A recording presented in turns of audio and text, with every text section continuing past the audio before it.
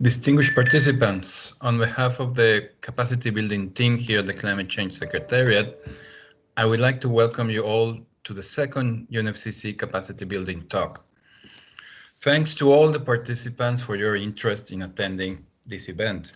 Special thanks to those who joined at difficult hours or experienced connectivity challenges. We look forward to interesting and insightful discussions over the next 90 minutes. Before we start, just a brief housekeeping rule. To avoid disruption and background noises, kindly please ensure that your microphone is muted and that your camera is switched off unless you're given the floor by a moderator to make an intervention. Please note that by participating in this event, you're providing your consent to it being recorded.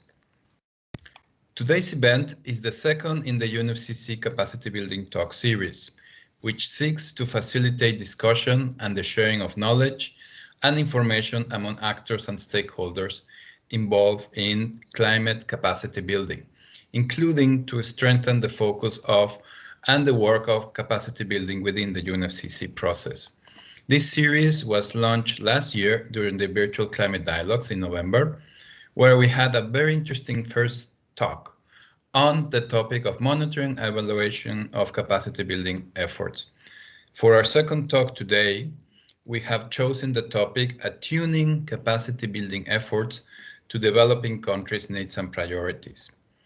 Both the Capacity Building Framework for Developing Countries under the Convention as well as the Paris Agreement underline that capacity building should be country-driven, based on countries' needs and priorities, and foster country ownership. Efforts to enable country-driven capacity building and foster country ownership can be related to addressing technical and organizational bottlenecks as well as systemic transformations. We believe that the identification and discussion of challenges and actionable solutions is timely and relevant to global efforts to build capacities to address climate change and support the implementation of the Convention and the Paris Agreement. This second capacity building talk aims to shed light on country-driven capacity building and ownership and provide insights and solutions for providers and recipients of capacity building in order to foster country ownership and there facilitate more effective and sustainable capacity building. We hope that this capacity building talk will directly contribute to the ongoing work on capacity building in the UNFCCC process by facilitating a discussion on a topic which we believe is of key importance to parties and observers. Now, having said that, I will hand over to my colleague, Simone, who will quickly run us through the agenda of today's meeting and lead us on to the next part. Simone, over to you. Thank you. Thank you very much, Alejandro. And hello, everyone. It's great to see so many of you here already. Our team strives to sort of design these capacity building talks as interactive and participatory events with lots of room and space for you all to engage. And sort of besides providing space for general reflections and perspectives on country-driven capacity building and ownership today, we will also be focusing in our talk today on the organizational, logistical, and technical bottlenecks with regard to enhanced ownership of capacity building, including looking at the national, subnational, and local levels as well. Then we will also be looking at systemic challenges to fostering country ownership, including discussions on the role of providers and recipients of capacity building. And last but not least, we will also be looking at solutions or good practices to an effective deployment of country-driven capacity building actions that are attuned to developing countries' needs and priorities. And yeah, we will be starting today with a short icebreaker on Mentimeter, and then we will be moving into the panel discussion. So these will be our next 40 minutes or so. And then following our panel discussion, we will be having a 5-minute break, which will be followed by a 30-minute moderated open plenary discussion, where you will all be invited to ask questions to our panel, but also to share your own views and perspectives on the topic of the event. And then towards the end of our talk, we will ask you to share your key takeaways, again, via Mentimeter. And my colleague Alejandro, who just opened the event, will then also close our capacity building talk today.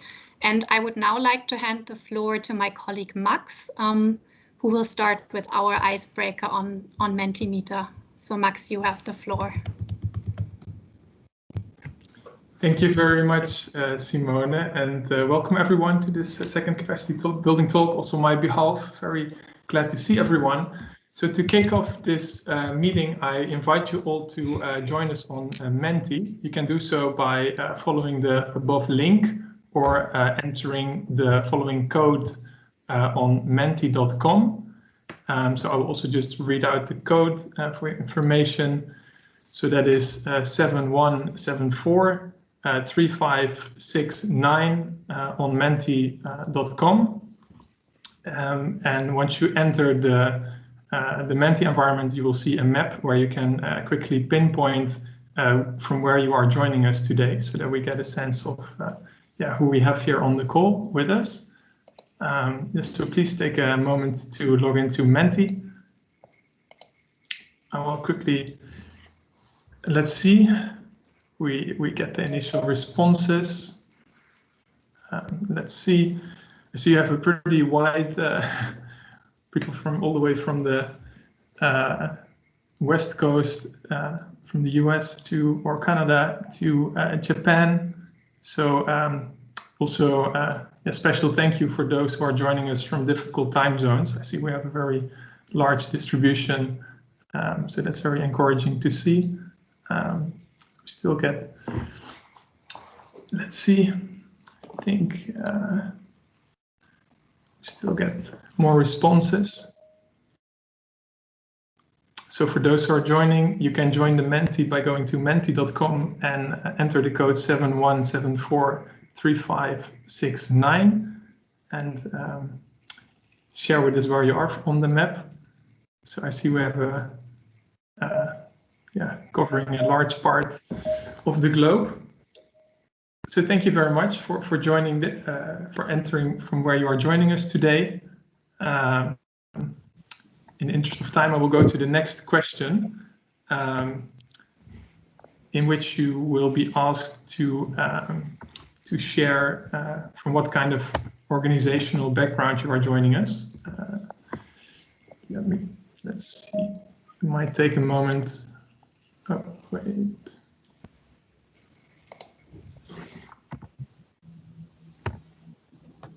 All right, so we are now at the next slide. So please give us a hint on what kind of organization you're from. All right. So we have quite a lot of people from international organizations, a lot of people from governments, academia, non-NGOs, someone from youth, private sector. And also, if your organization is not captured by any of these, then please identify other. So I think we have a pretty interesting and diverse group of people here. And then turning now to the final question of this introduction, to also kick off the discussion a little bit. So please, in a few words, or a few sentences, describe what ownership means to you in the context of capacity building. So you can type 1 or 2 sentences or some thoughts that you would like to share to kickstart the discussion. So I'll give you a minute or two to reflect on this.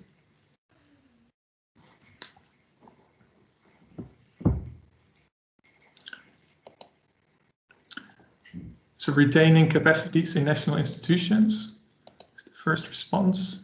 Transparency.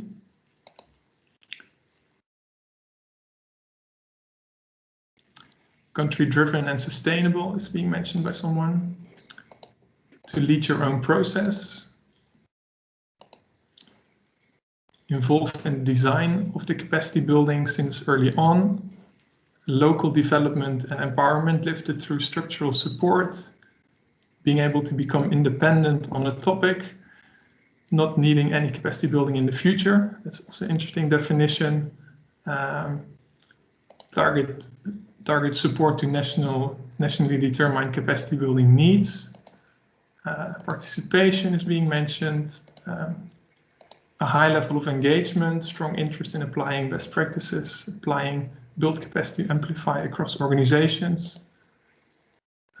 Needs driven, to improve my competency, aligned with broader country needs and plans, that the country or government is fully part of the process and continues and maintains it independently. Skills development. So as you can see, we have already captured a broad range of ideas that I think the panelists will draw on and maybe be inspired by to further their discussion. But I think by now it's time to move on to the next part and let the panelists also further on this discussion. And if you haven't got to input your comment, you can still do so, of course. But we will now go back to the main session. So thank you all very much for joining this Menti, and we'll get started on the next segment. Thanks a lot, Max, and thanks to all the participants for your Menti responses. It was really great to learn a bit more from where are you joining it, from what type of institutions you are joining us today, but also getting a sense what country-driven capacity building and ownership means to all of you. I think it's now time to move into the panel discussion, time to start. We're delighted to have three distinguished panelists, experts with us today. First, I would like to introduce Shanaz Musa, who will be our panel moderator. Shanaz is the director of the Climate and Development Knowledge Network, short CDKN, and she is also a director at South North, where since 2016 she has overseen the Southern Africa Climate Finance Partnership program. And before that, Shanaz was also African Regional Coordinator for CDKN and the Climate Resilience Lead for the Climate Resilient Infrastructure Development Facility, which delivers small-scale water infrastructure in Southern Africa. And aside that, she also previously consulted on a range of public sector projects, including managing the National Strategy for Sustainable Development in South Africa. And then turning to our panelists, I would like to introduce Rocio Condor-Golek. Rocio is a forestry officer at the UN's Food and Agriculture Organization. She has 20 years of experience working at the national and international level in the agriculture, forestry and other land use sector, with a focus on measurement, reporting and verification under the UNFCCC and the Enhanced Transparency Framework under the Paris Agreement. And before joining FAO in 2012, she worked also for the governments of Peru and Italy. And at FAO, she is currently coordinating a global project called Building Global Capacity to Increase the Transparency in the Forest Sector, which is financed by the Capacity Building Initiative for Transparency Trust Fund of the Global Environment Facility. And then turning to our second distinguished panelist, Orlando Rey Santos. Orlando is the climate advisor in the Ministry of Science, Technology and Environment of the Republic of Cuba since 2014. Prior to that, from 1999 to 2013, he led the Environmental Directorate in this ministry. And he has been attending the UN climate negotiations already since 2007, since COP13, and is an expert on the UN review process. And currently, Orlando supports the design and implementation of the National Agenda for Adaptation and Mitigation, and he also serves as a member of the Kyoto Protocol Compliance Committee. And yes, with this, I would like to extend a warm welcome to Shanaz, Rocio, and Orlando. And just two more sentences before we start the discussion. Let me just provide you some quick guidance on how you as participants in today's meeting can engage with our panelists. We would ask you to please reserve your questions to our panelists for the open plenary discussion that follows our panel discussion. During that subsequent discussion that will be open plenary, you will be able to either directly post your questions in the chat or to write in the chat to request to make an intervention from the floor. And with this, it is my pleasure to hand over to Shanaz to start the discussion. Shanaz, we do have until around 40 minutes for this, so until around 2:55. And yes, I wish us all a great discussion. Thank you. Yeah, thank you, Simone. I'm just setting my stopwatch here so I don't get carried away. So firstly, before we go into our conversation, I'd like to thank Lucia and Orlando for making the time to be part of the session. And then also just to thank all of you that are attending. I mean, because we're all extremely busy at the moment and there's so many competing priorities, and that you've chosen to be part of this one. So thank you. How I'd like to spend the next 40 minutes is actually have a conversation with Rocio and Orlando. And it's particularly around capacity building. And I'd like them, and I'm inviting them to talk from their experiences in delivering capacity building initiatives, particularly in the South. So I'll start off by asking them some framing or background questions, and then I'd like to move into more of the challenges and barriers, because this is something we're all often up against. And then based on that, to look at solutions and then ways forward. So Rocio and Orlando, would you like to say hello? And who, yes, do you want to switch your videos on and say, and just say hello so we can all see, see and hear you?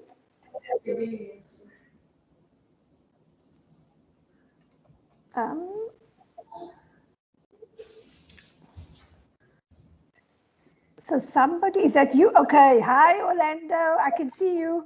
Good, good. Rocio, I can't find you here. So good morning, good afternoon. Okay, brilliant, I can hear you. Thank you. Thank you both. So I think— Thank you, good day. Yes, thank you. So I think as way of background, I'm going to ask you both this question and then to respond to it, and I'll look to Rocio to respond first. So in terms of capacity building practices, and I'm talking now of our experience in delivering CDKN. We've done quite a bit of capacity building on CDKN, but also on the Southern Africa Climate Finance Partnership. And what we've noticed is that in the last decade, there's been quite a bit of change in how it's delivered, but also in terms of what the implications for ownership are at the national, subnational, and local level. So I think my question to you is, how has the practice of capacity building changed over the last decade? And especially with implications for ownership at the different levels of national, subnational, and local level. Rocio, I'm going to look to you to respond first, and then to Orlando. Thank you very much, Shanaz, and thank you also very much to the organizers for inviting me. I'm really, really happy to be part of this session and from this panelist. So let me respond to your question. The general trend in the international development community, is to replace the term capacity building with capacity development. The shift in terminology reflects an evolution from an original concept of an essentially externally driven process in which there were no pre-existing capacities to a new concept that places a strong emphasis on national ownership and on indigenous change processes. Therefore, the FAO has also adopted the new term capacity development, defined it now as a process whereby individuals, organizations, and society as a whole unleash strength, create, adapt, and maintain capacity over time. To make its interventions more systematic and sustainable, FAO adopted a conceptual framework consisting of two capacities, technical and functional. But what is functional capacities? It's about, enhancing countries' capacities to formulate and implement policies, to create, access, and exchange information, to initiate and sustain a network, and the capacity to manage. Consequently, functional capacities are a necessary complement to what technical capacities are. And it empowers national actors to effectively apply new knowledge and upscale the results of the intervention. So the traditional approach focus is on the technical dimension of problems, which are addressed through technical solutions. However, the enhanced approach focus is on both technical and functional dimensions of problems. The modalities of engagement and the process are as important as the technical aspects of the solution. But what difference does it make? Functional capacities facilitate the uptake and a scaling up of new technical knowledge. So an enhanced capacity development practice requires a shift from problem solving or direct role to a facilitative or indirect role. And let me provide two simple examples. In a traditional approach, some services that have been provided by FAO are technical assistance, training, problem analysis, concept proposals, while an enhanced approach provides service like coaching, mentoring, facilitating consensus building, knowledge and experience sharing, piloting, and networking creation. And this is just to explain a bit more how all this process has evolved, at least in the last decade, also for FAO. Back to you. Thank you. Thank you. And there's a few things I'd like to pick up on. But first, I'd like Orlando to respond, and then, then I'll pick it up after that. Orlando? Thank you, and good day, because morning, afternoon, evening. First, thank you for the invitation. Thank you, Simon, Alejandro, all the organizers of the panel. For the panelists, that is a very useful exercise, because when you have to present in that kind of process, then you have to organize your ideas and to deep in some reasoning on these issues. So in some way, this panel is also a capacity building exercise, not only for the participants, but even for the panelists, with can enrich their views by hearing to many different views. On the considerations about the evolution of the capacity building in the last decade, my impression from the national point of view is that there is a strengthening of the framework, of the institutional framework, a better understanding of the needs and demands of the countries, in particular, departing from the Paris Agreement and the Capacity Building Committee. So I have an impression of a positive evolution of the general policy and institutional framework for capacity building, and the way in which the climate change process is organizing the responses to the capacity building needs. At the same time, we have to recognize that there is an increase in the needs for cooperation and the needs for capacity building because of the increasing impact of the climate change. So when you look at Cuba and you consider the impact of climate change in the last year and the impact that we will face in the next years, that is clear that we need more cooperation, that we need more capacity building, and in particular for adaptation that is coming mainly from endogenous needs, because we need urgently these capacities in order to face the climate change challenge. And in the case of mitigation, we also have important needs on cooperation and capacity building needs, but in some way it's more because of the international process. Let's say we have now the natural determined contribution, the biennial transparency report, the low carbon emission strategy, the net zero carbon, and so on. So there are so many categories, and then that creates demands to the country to respond to that. So we have this difference when we consider adaptation versus mitigation, the case of adaptation, the needs are more coming from the endogenous need, and in the case of mitigation, it's more because you are in the context of an international process.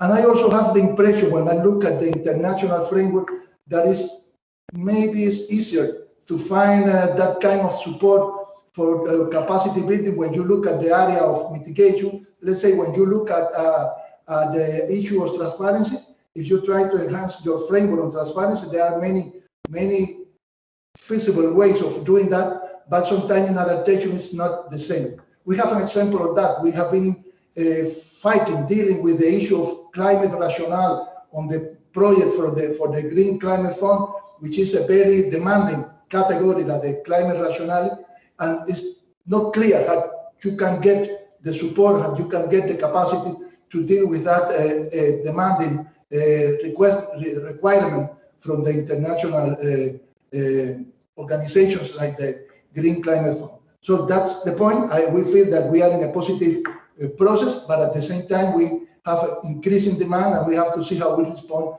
to those increasing demand.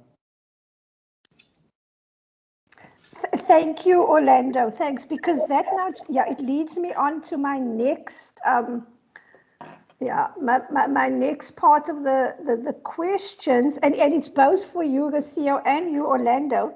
So, Rocio, you spoke very much to a local level in capacity development interventions, and Orlando, you spoke more to the global. But what I was really, and maybe if you can just tell me a bit more, Rocio. So you call it capacity development instead of capacity building because it needs to be embedded in a system. Whereas I think with capacity building, you are building the capacity of individuals and then leaving. Now, what I also understood both of you saying is that ownership is really important for the capacity to be embedded. Now, Rocio and Orlando, what sorts of modalities do you use to ensure the ownership? So, for example, what we do, particularly on CDKN, is that all our capacity building interventions have to be demand driven.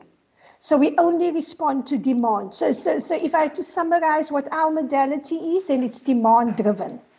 Now, Rocio, in the same case, what is FAO's modality when it comes to ensuring ownership and embedding of the capacity building? Shena, thank you very much for the question. And actually, traditionally, capacity development, capacity building is equated with training, which is delivered as a standalone activity. However, an enhanced approach considers training as one of the modalities in a wider portfolio of instruments. What difference does it make? When integrated in a broader capacity development portfolio of interventions, training can enhance organizational performance, not only individual skills and knowledge.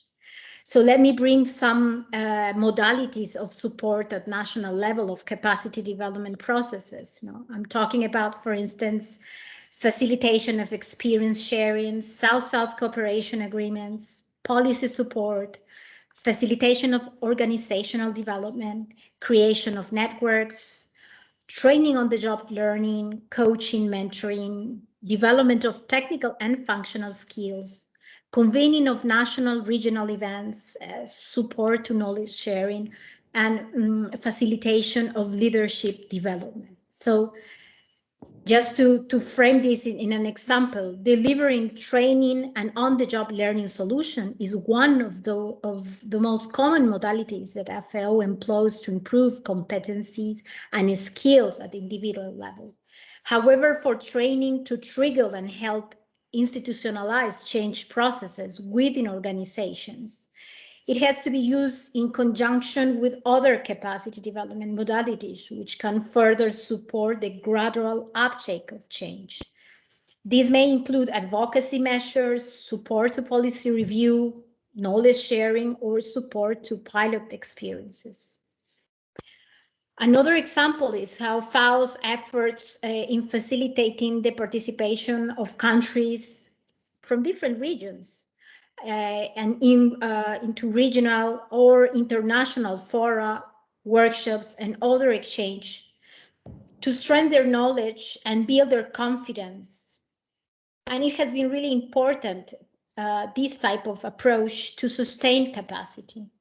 Many beneficiaries underscore the lasting benefits of opportunities provided by FAO, but also by other UN agencies and cooperation to develop their confidence, enhance their communication and negotiation skills, and exchange ideas.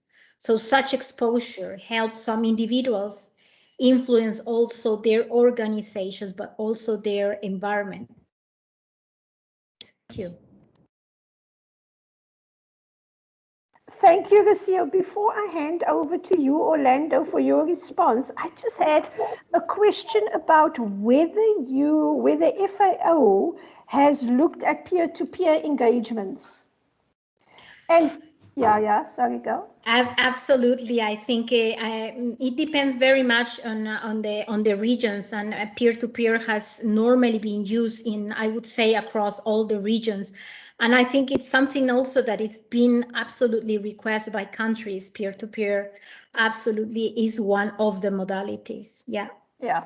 Yes, because Orlando, and why I was thinking of the peer-to-peer, because on our one program, it's called the Southern Africa Climate Finance Partnership, it was exactly that question, Orlando, about making the case for climate in the GCF proposals. And so we had some countries asking us, aren't there other countries who have done it successfully and that we can then have an exchange with to learn from them? So they didn't ask us to send consultants. They said, please, can we learn from countries that have done it successfully? So I thought that, those sorts of peer-to-peer exchanges are often quite impactful. Orlando, your response to the question about the modalities for ensuring ownership? Thank you very much. Before responding to the question, I want to comment again on the issue of the rational climate rationality. The point on that is not about understanding the methodologies of the technical system to evaluating the climate rationality. It's required information. And in order to be able to respond to that, you need the modeling, you need the scenarios, you need the climate information.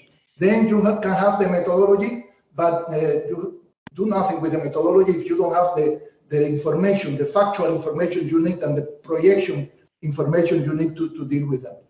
On the issue of the ownership,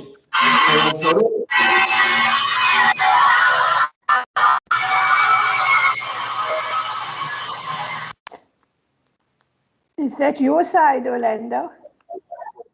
Sure. Okay. I think it's over now. It's gone. Yeah. My hands. Well, it's okay. In the issue of ownership, for us, the climate change is a developmental issue. So it's about our development, and then ownership is not an alternative or a possibility. It's obvious. So we cannot see the nothing around climate change which is not based on our own goals, needs, strategies, plans. Therefore, that is the way in which we see the natural process and the capacity building process. So for us to ensure the ownership, one crucial point is to channel this process into the developmental process, to consider the climate dimension as part of the general dimension of development. And then we have, of course, the appropriation of the developmental process. And then because of that, we also prefer to have that capacity building at the highest possible institutional level, because we fully recognize the importance of the local. But when you try exercises at the local level, which are not matched with the general national priorities, the general and national framework for development, then maybe you are not guiding the process in the right way. So those are our main points, to consider that at the national level, to prefer preparation at the institutional level, and then to produce from the institutional level a process of down-scaling this effort of capacity building. Thank you, Orlando. And building on that, Orlando, do you have any views on why ownership is important, particularly for developing countries? Like, what is your sense? Why is it important to have this ownership? Because we talk about ownership, but why is it important?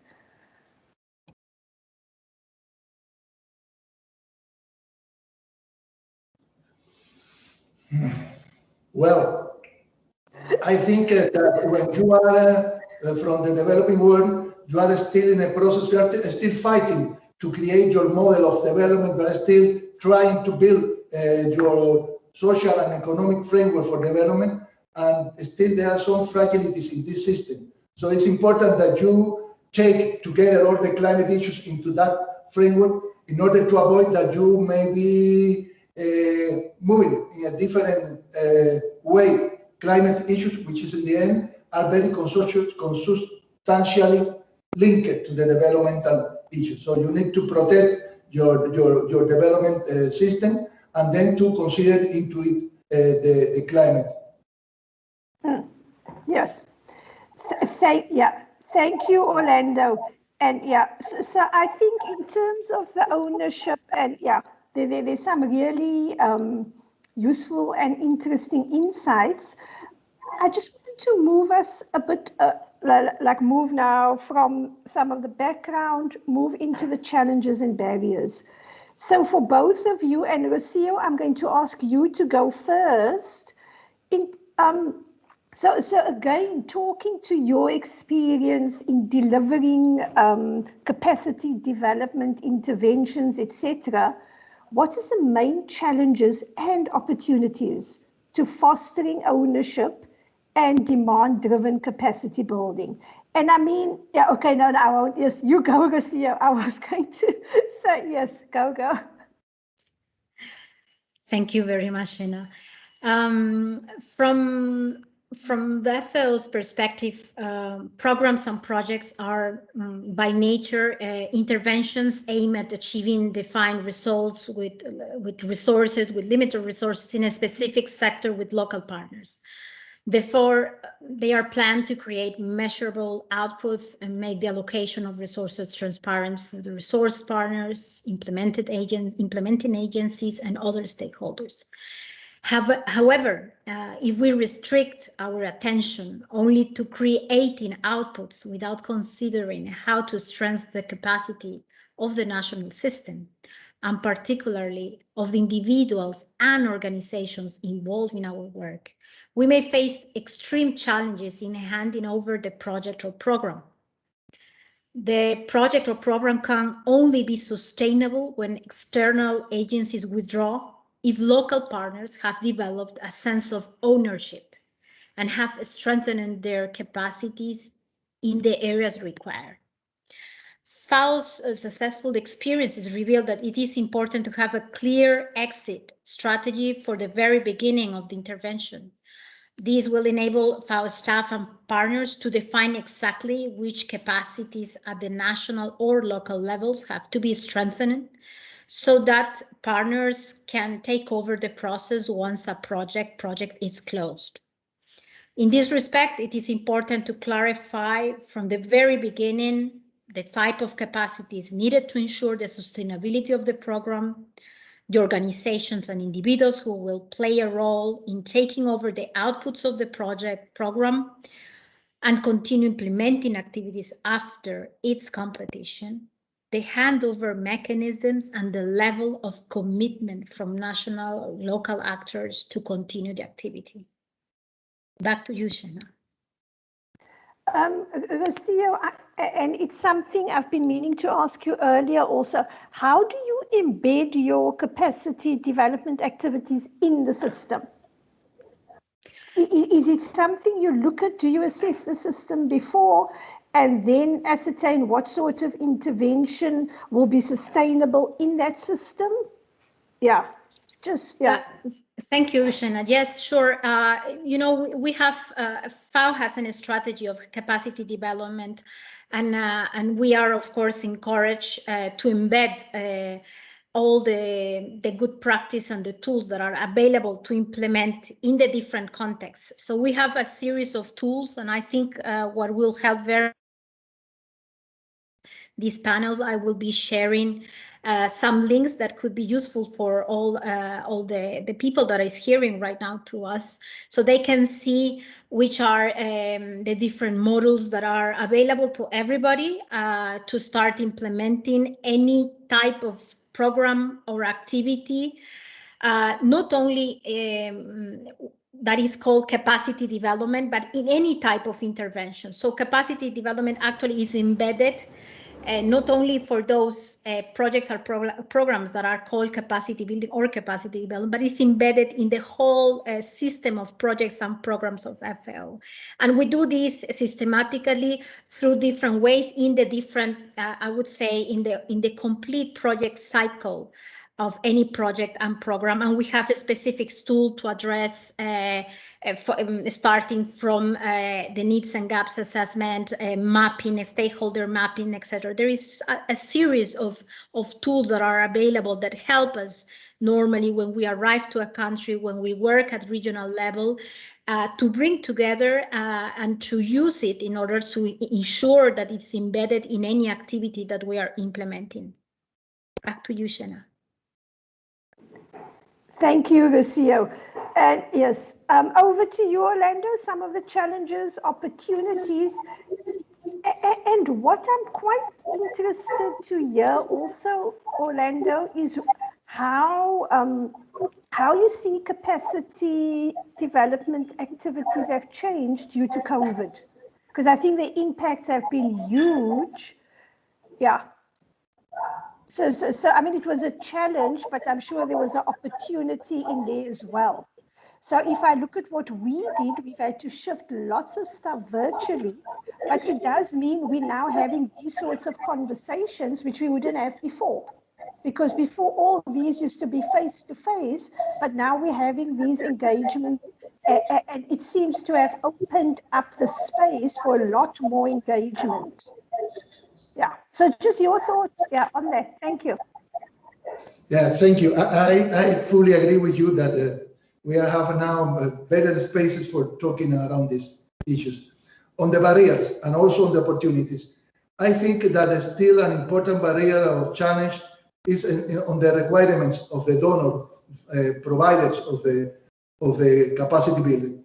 We had 2 years ago this case of a project about creating capacities on the climate change response, and the proposal of the donors was mainly about international consultant, and we want to create a national unit to prepare the national technician to provide the capacity.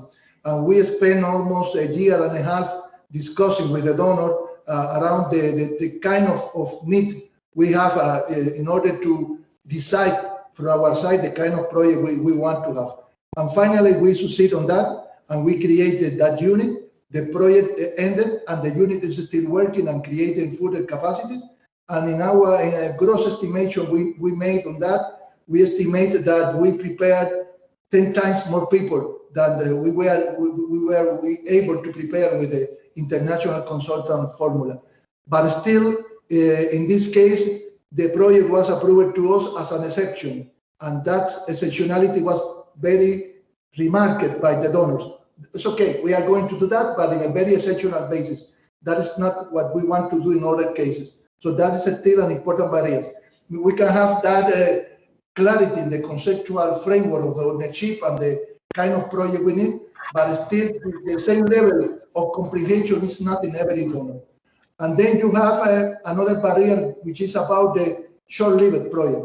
So you need the capacity building in a permanent, sustainable basis. And when you have that kind of project that you start to finish, then you have a break in the provision of the capacity building you require. I don't know exactly which formula we can apply on that, but talking with our colleague from the Montreal Protocol negotiation, they explained me that they have under the Montreal Protocol this capacity building or institutional arrangement for capacity building, which is a permanent process, which every 2 years have some kind of financing for the capacity building needs of the country in this particular issue. So that's the issue of the short-lived project.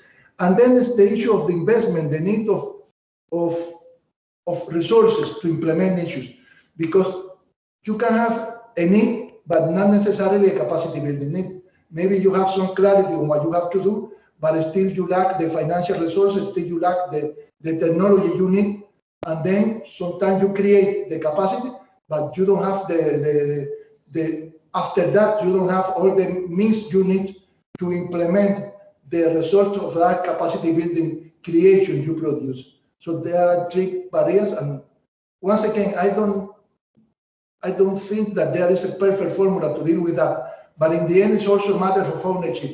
Is the country understand that and see where are the barriers, the challenge, and the opportunity? Then you can guide the process and to try to produce the better of every opportunity you have for cooperation.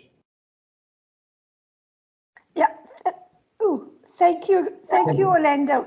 So you've touched on my next question as well, which was because you're very and I'm grateful you did that. You gave the barriers and possible solutions. So I'm going to go to the CEO because if you just want to give us, I mean, based completely on your experiences, the projects you've delivered, what are some of the solutions to the issues of ownership and making it sustainable? So I think you touched on it a bit when we chatted about FAO's approach, but if you want to talk a bit more to that. Thank you very much, Jenna, for the question. Actually, there is no easy one-size-fits-all solution for capacity development. So interventions need to be tailored to the context of the particular country. And I think I recall exactly what Armando was saying. A single organization often cannot achieve complex development goals on its own while also being efficient and cost-effective. So it necessarily needs to engage in a process with multiple stakeholders to take effective actions and make efficient use of resources. Therefore, multi-stakeholder processes are an important part of any intervention, and any of capacity building intervention. The active participation of all the stakeholders is crucial to ensure ownership of the process and its outcome, relevance of the outcome, and commitment to its implementation. People, women, men, youth, need to understand their situation, initiate action with their own creativity.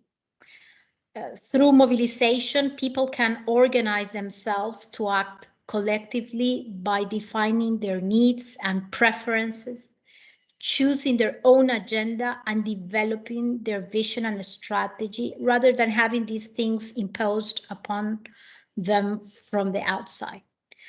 In this context, strengthening women's participation, ensuring a broad representation of different groups and identities is crucial to providing them with the opportunity to articulate and express their specific needs and interests. In brief, a good practice is to show that an excellent way to increase the quality of any intervention is to engage the people who can affect or be affected by projects and programs in a dialogue throughout the project or program cycle. And let me share an example. Recently, with the CBIT Forest project I'm coordinating, we have worked with 6 pilot countries: Guatemala, Honduras, Uganda, Cote d'Ivoire, Thailand, and Laos.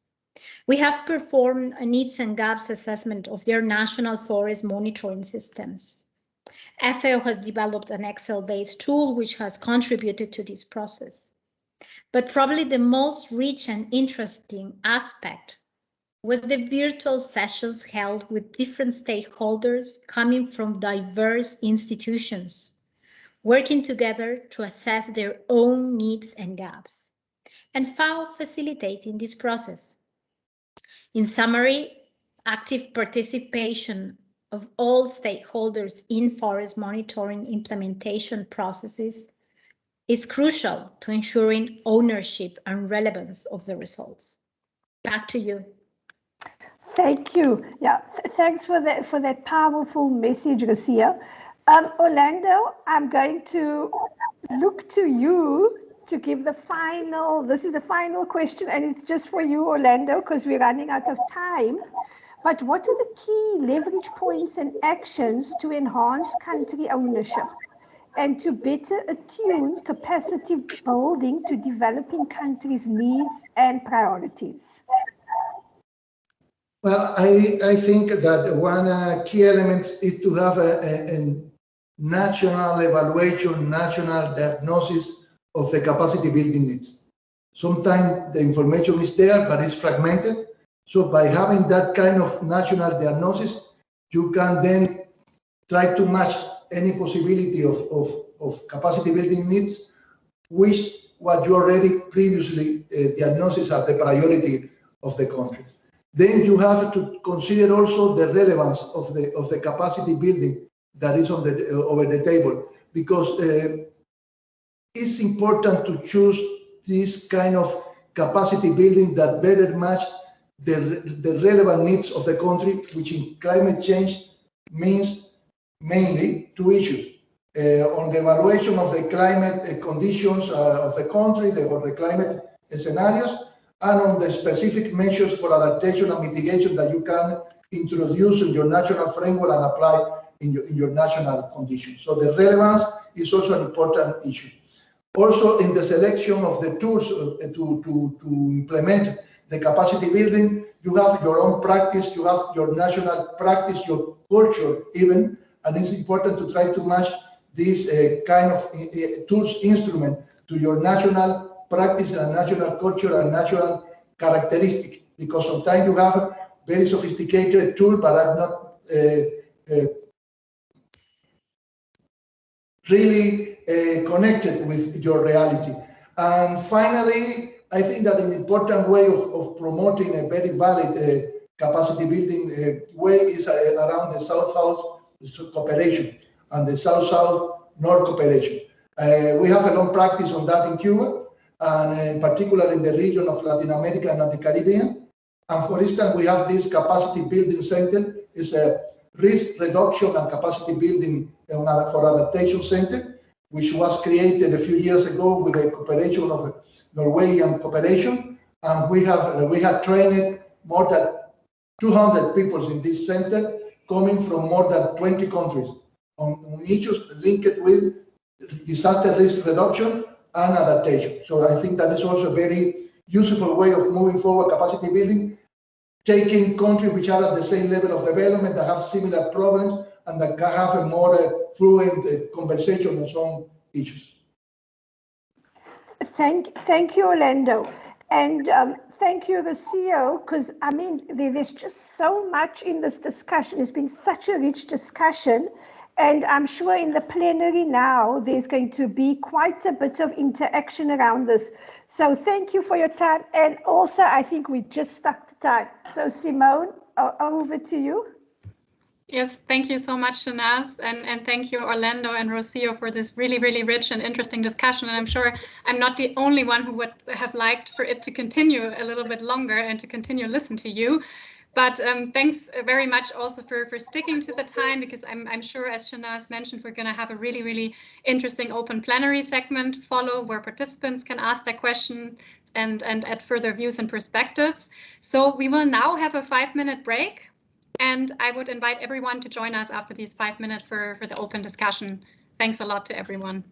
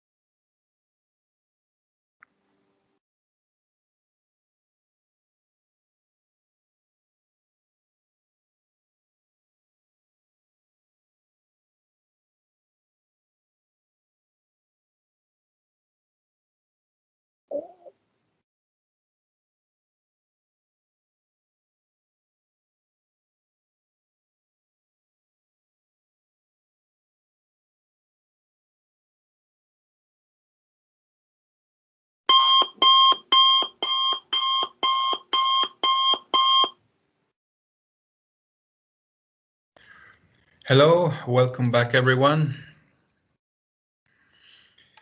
After this short break, we would now like to start our plenary discussion.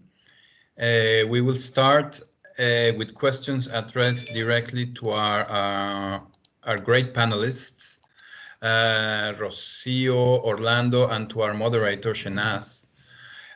Please either indicate in the chat that you would like to make an intervention from the floor or simply post your question directly in the chat. And then I will be reading out the questions to the panelists, and then after a round of questions, I'll ask them to reply to your questions. So the floor is open for any questions you may have. Again, you can use the chat function or to post your question or indicate if you want to take the floor. Use the microphone. I see my colleague and friend Farai. Please, Farai. Morning, Alejandro, and good afternoon, everyone. Thanks for having this discussion and forum. I actually had a bunch of questions, but I'm going to try and limit them to just three. And they are directed at Rocio from FAO. The first one, I'm wondering how is FAO measuring capacity that has been built or enhanced? I'm just curious what sort of indicators they're using and how they're measuring whether capacity has indeed been built or developed. The second question, which is addressed to both Rocio and Orlando, is how do you deal with the movement of people within and outside institutions? So I understand capacity building or development involves people and people gaining skills and the other things that we all know. And how do you deal with the movement of people within and outside institutions, which affects whether capacity is retained within a certain institution, department, or unit? And then the last question is capacity, since it's also about people, how do you deal with the workload that people have? And in this respect, I mean specifically the people who are targeted at receiving that capacity development or capacity building. Because a lot of the times, whilst they may be involved in one project or the next, but they're also participating or involved in other duties and responsibilities within their own spheres and organizations and institutions. So when it comes to enhancing their knowledge, abilities, or skills, or whatever, in a certain on a certain project or whatever dimension you're focusing on, how do you deal with that increased workload where the capacity building is not a matter of them necessarily understanding the process and getting technical skills, but just in the time they have to allocate for those specific deliverables? Thanks, Alejandro. I'll stop there. Thank you very much, Farai. Very relevant questions. And maybe before going to our panelists, I see a request from Professor Misan Khan. So let's take another question and then maybe we can move to our panelists. Misan? Yes, thank you, Alejandro. Yeah, I was listening to the interesting interventions and also the comments from Shehnaz as the moderator. I have a comment and also a question. There was discussion about capacity building and capacity development. Since UNFCCC uses the terminology capacity building, so we use this terminology. But there is a basic difference between capacity development and capacity building. Capacity development does indicate that there is some base, as the literature tells, but capacity building may start from scratch. So with this comment, I have a question to Condor. Her name is Rizzo. Okay. She mentioned in response to Shehnaz's question that how do you embed capacity building in your activities? And she responded that in the project activities from very, very beginning. But we know capacity building is not a one discrete process. It takes a longer time. But projects are most often very short term, maximum 2 or 3 years duration. And capacity building as a process cannot have a real outcome just in 2 or 3 years. It takes at least 5 to 7 years. So how to build sustainable capacity building is a challenge under the present dispensation of project mode of donor interventions. Thank you very much. Thank you very much, Misan. Very relevant points. Thanks for your comment and also directing to one of the questions from our panelists. So I think we have enough materials for our panelists to provide their inputs and answers. So I think there are questions directly related to you, Rocio, but also to Orlando. But I also like to hear from Shehnaz because of her vast experience. But I'll hand it over maybe first to Rocio, please. Thank you very much, Alexandro, and thank you to the two questions. I have wrote some notes so I can remember them. So the first one was how to measure capacity development. And I think this is a very relevant question. And actually, if we want to ensure that we are delivering properly, and we need to improve in that type of delivery, we need to implement what we call the satisfaction evaluations. This is for the end, of course, but what we normally do with capacity development processes is also to do evaluations at the very beginning of the process, with some knowledge, with that knowledge material from the beginning. And we do the same with the same methodology. We do the same at the end of the project. And this could be done in a workshop, in a 2-session workshop, in 1-session workshop. It could be done at the beginning of the project, at the beginning of the program. And this is just to help us to track if we have moved further in any step we have taken or any intervention.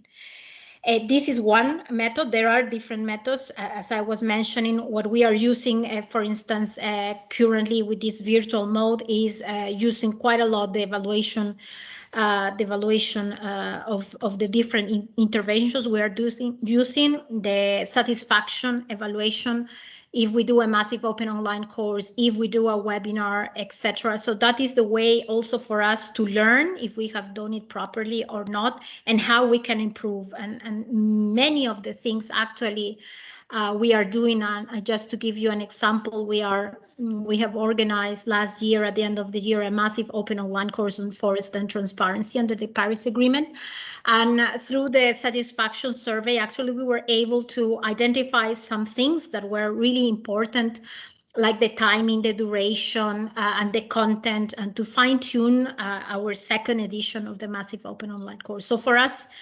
having these evaluations in the different point of time are really crucial.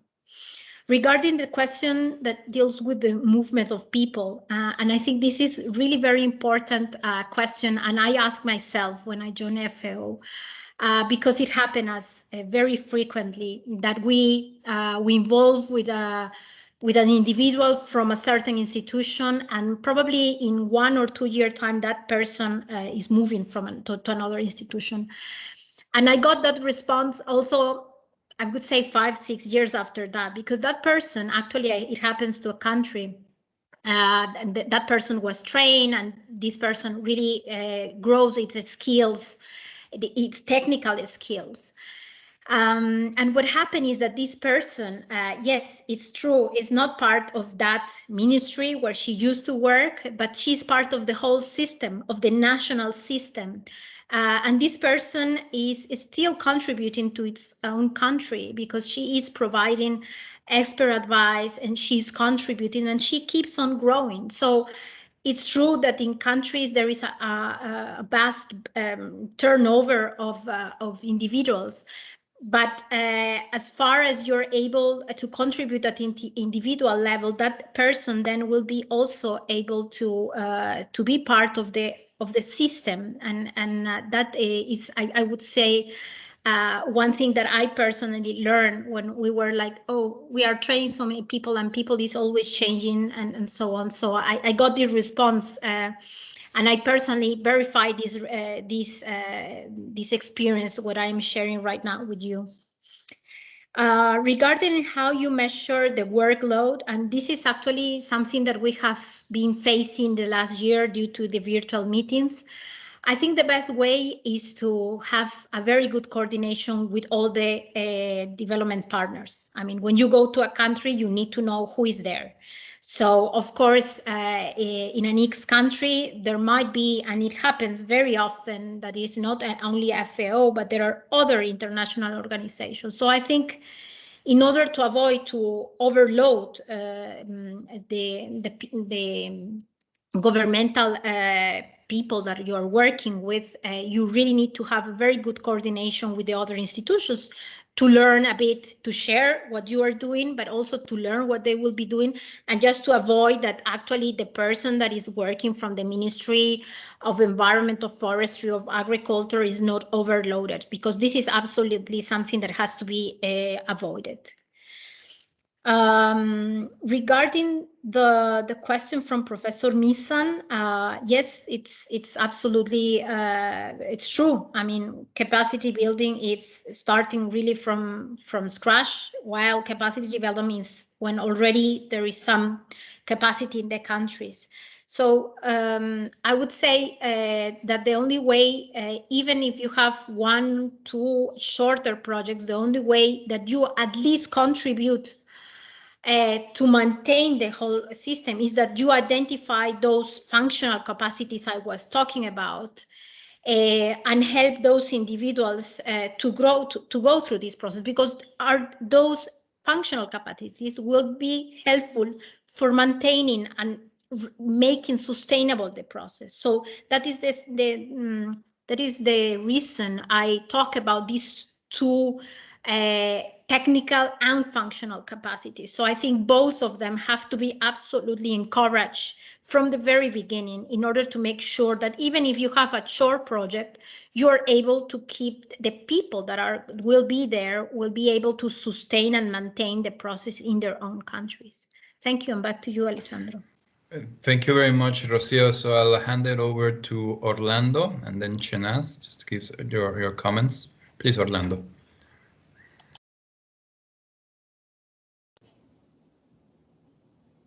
Just a moment, please. I'm opening the camera. Well, thank you for the questions. Are very interesting. I am still thinking around it. Well, as I said before, for us, climate change is a developmental issue, and capacity building for us is capacity building for development. That's clear. But still, I need to learn more about this idea of the capacity development as equal to or a category superior to capacity building.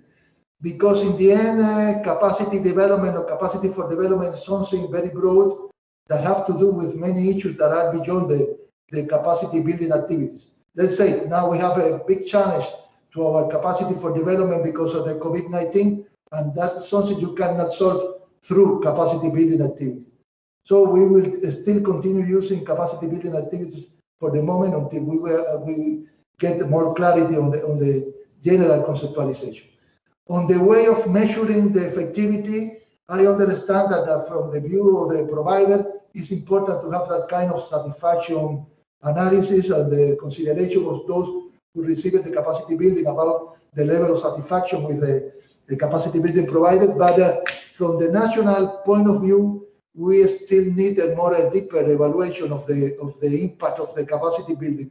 And in order to do that, you need national indicators for resilient development, indicators for low carbon development, and then you need to match the results of the capacity building with those national indicators and national goals.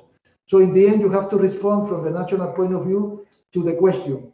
Because of the capacity building, we are in a better condition now to face the impact of climate change. We are on the way of getting more resilient, of getting a more low carbon and more clean development. So that's the kind of question that in the end have the capacity building activity to respond, to be sure that they are really contributing to the national work. I know it's difficult. In fact, in Cuba, one of the issues we are dealing now is the creation of such indicator. And of course, this conversation will help. In that sense, we will consider that kind of capacity building issues when elaborating on the indicators.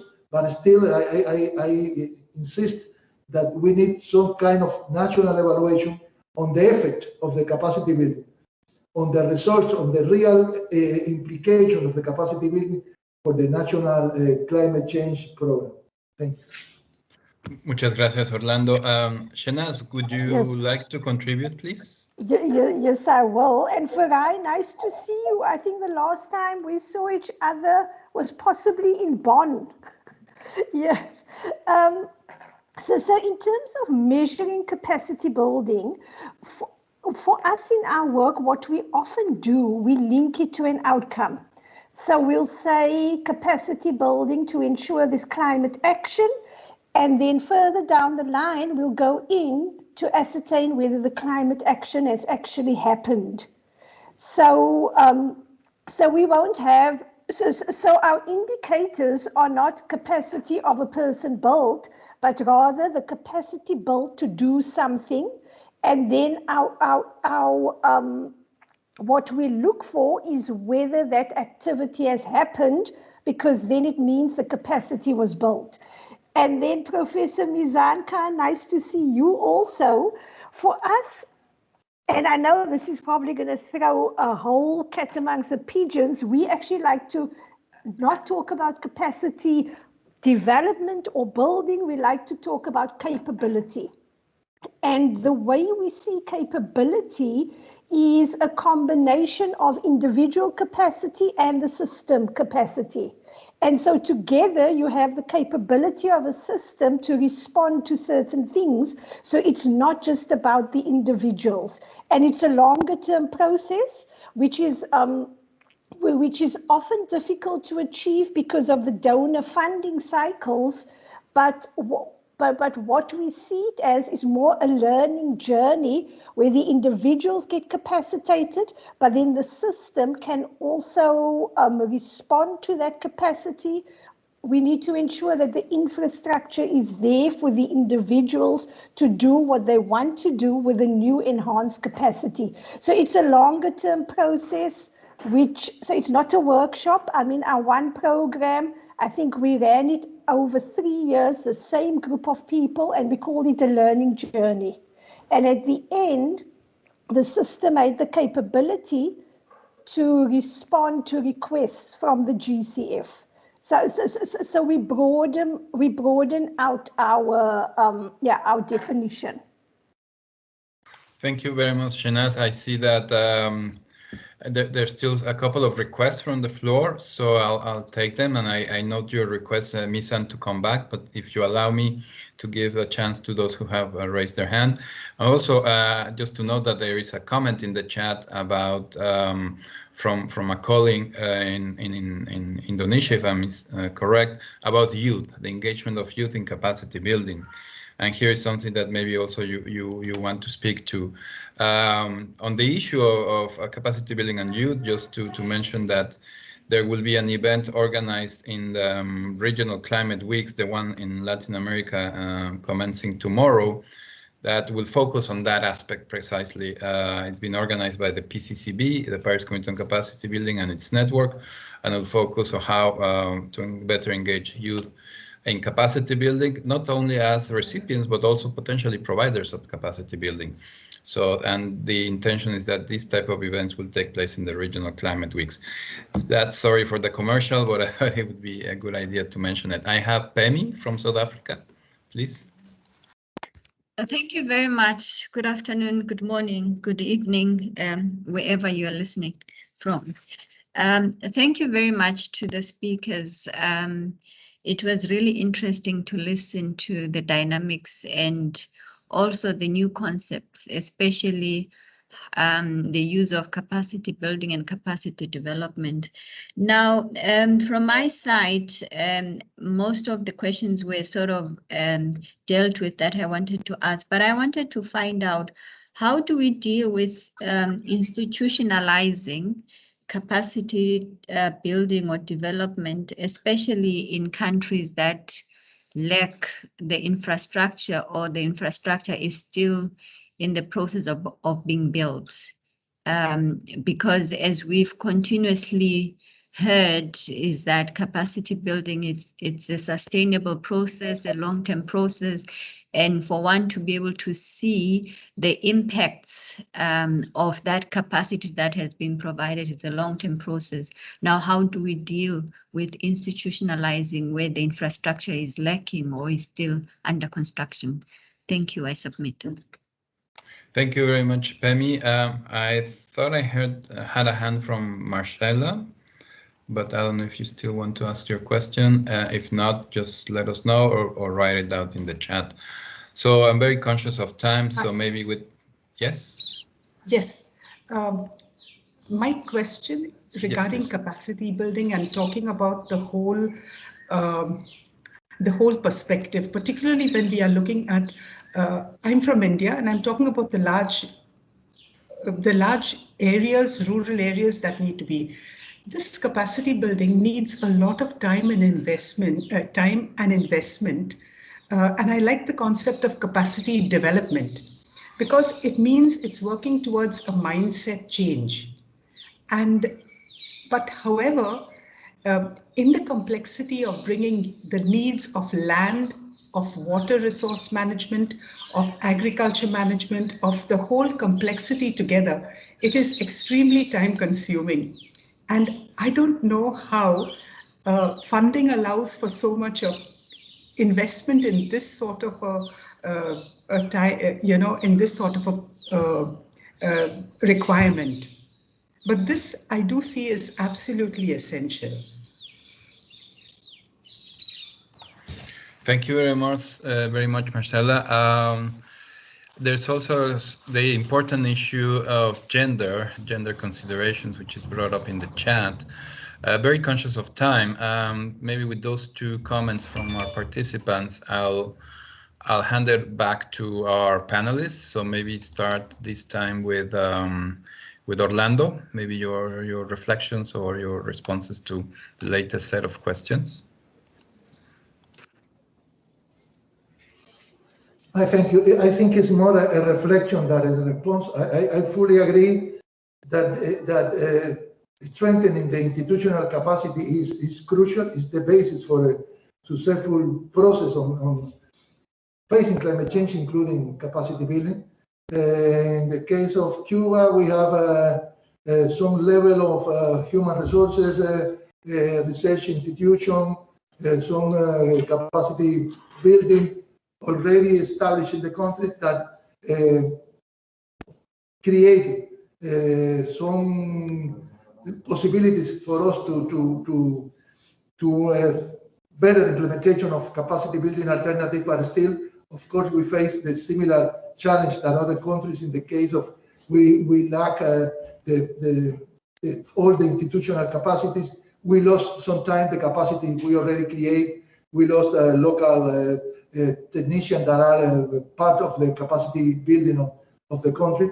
So at this point, I only kind of agree fully with the need that create that institutional framework as a departure point for all the capacity building process. Thank you very much, Orlando. So maybe Shanaz on reflections, or maybe also on the topic of youth and gender. I know you've been working a lot on that. Yeah. Please. So yeah, so thank you, Alejandro.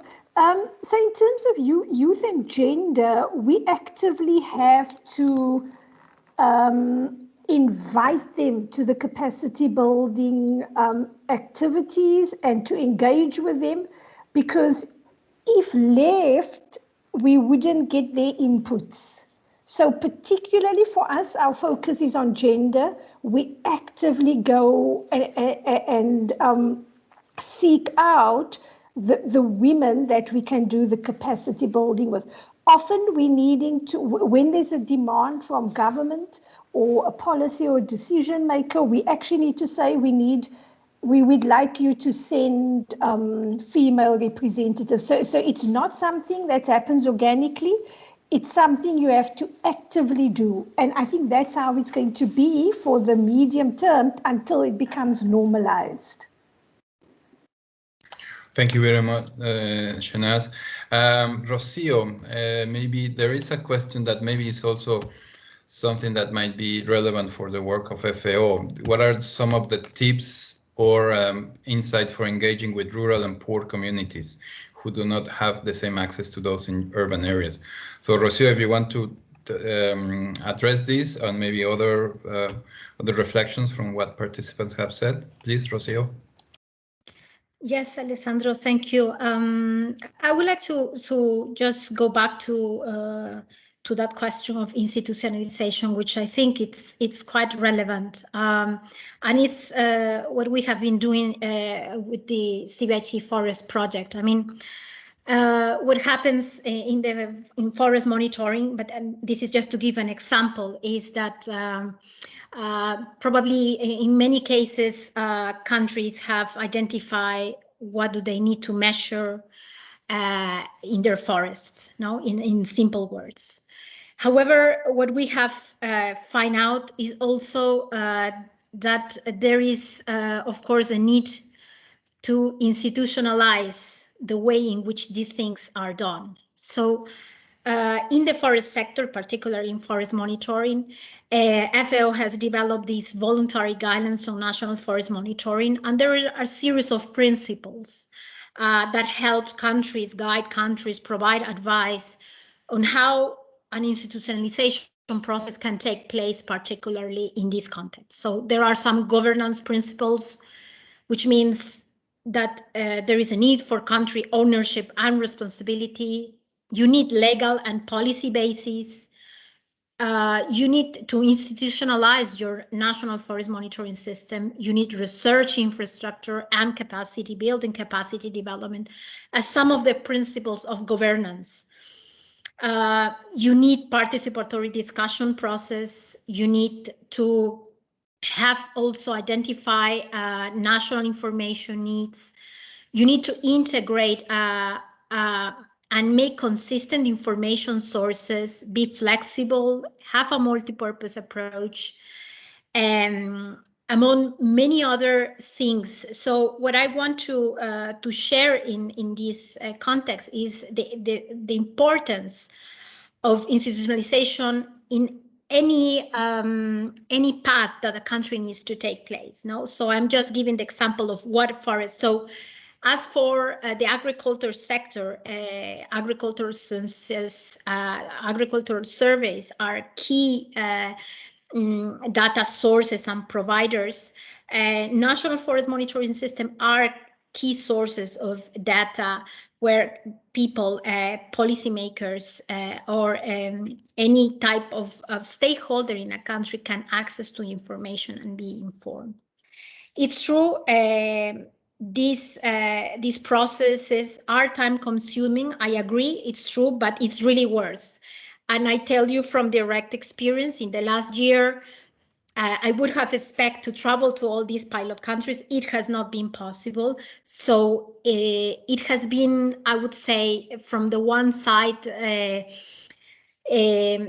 pity that we were not face-to-face dealing with countries. However, virtual sessions with them in addressing their needs and gaps through this National Forest Monitoring System needs and gaps assessment tool we have developed. These sessions have allowed us also to reflect much more, to have time to reflect, to have different sessions. So instead of taking probably 2 or 3 days of a workshop, it took 3-4 months to reflect. But at the end, I want to say that it come really nice, because I think we were able to involve all the stakeholders that needs to be informed.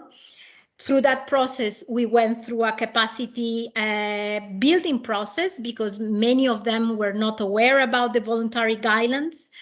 And we learned together how to deal with this process, because all this virtual was also new for them, and also new for us to handle this amount of work with so many countries. So it's true, time consuming, but I think it was absolutely worth to take much more time, but to arrive to a proper action plan that was absolutely led by the country. Thank you. Thank you very much, Rocio, and I think you also answered the importance of engaging the stakeholders, rural communities, poor communities as much as possible, and adjusting, for example, in this virtuality modality. Thank you all very much. Thank you, Rocio, Shenaz, and Orlando, for the great discussion. Thank you to our participants for the great questions and insights. Unfortunately, this brings us to the final part of our capacity building talk. In this part, we would like to know, before closing, what are your key takeaways from the discussion? And here we will also use Menti very quickly. So Max, you're the expert on Menti. Please guide us through. Thank you, Alejandro, and thank you for the discussion. So I shared in the chat again the same instructions to join the Menti. So we just quickly have 2 questions to get your main takeaways. But to start, I want to ask you all just how you're feeling after today's session. So you can just type in 1 or 2 words to get how you're doing after this session.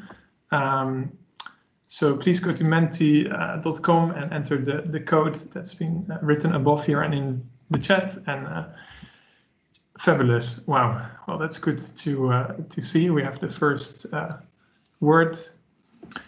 Let's see how others motivated. All right, there we go. People are feeling inspired, good, positive, focused. That's impressive after 90 minutes. Feeling like consensus. That's interesting. Positive, a broadening point of view. That's good to hear. Better informed, encouraged, exciting, challenging. That can also happen. Challenged. That's also good to hear. It's of course not an easy task to move this ahead. But also we have encouraged and positive, informed and inspired. So I'm very happy to see this. Let's see, we got a few more. Learning, training, better informed. Well, thanks all very much. I think we have a nice group of words here. Then I go on to the last question to close today as well. And that is, there I'm going to ask you what your key takeaways are of today. So let us go to the final one here. You can just type 1 or 2 sentences of what your main key takeaways are of today's sessions. Things that struck you, things you find very interesting, things you find surprising, or things you think are very valuable to you've learned and you take along in your work. We need to work together to improve. I think that's a very interesting lesson. Capacity building has to be country-led, also an important one. A systematic and country-driven approach. The discussion of capacity building versus capacity development is something someone highlights. That's something more people highlight, I see. The importance of sharing is being highlighted by someone. The need to institutionalize capacity building programs in countries and regions. Cross-generation is also being highlighted by someone in capacity building. The importance of thinking about the next stage, I saw after capacity building support leaves the country. The importance of a participatory approach and sustainable capacity building, institutional and legal frameworks. That capacity building takes time is also something someone highlights. Someone else highlights also that it takes a long time.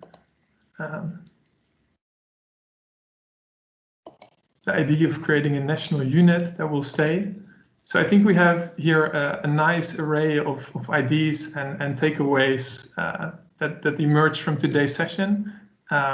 We will also share these with you afterwards. And I'm very happy you all managed to take away something from today's session.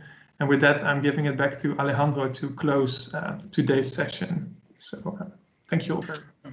Thank you very much, Max. We hope this discussion today provided useful impulses to related discussions in the UNFCCC process, including the negotiations themselves. We also hope the findings from the discussion can feed into the work of the Paris Committee on Capacity Building. The PCCB, under its current work plan, is collating, reviewing, and sharing experiences, good practices, and lessons learned related to enhancing the ownership of developing countries in building and maintaining, and I would add here, developing capacities, because we had this discussion. To this end, the PCCB intends to launch a call for submission to parties and non-party stakeholders in June, July this year, so stay tuned for that.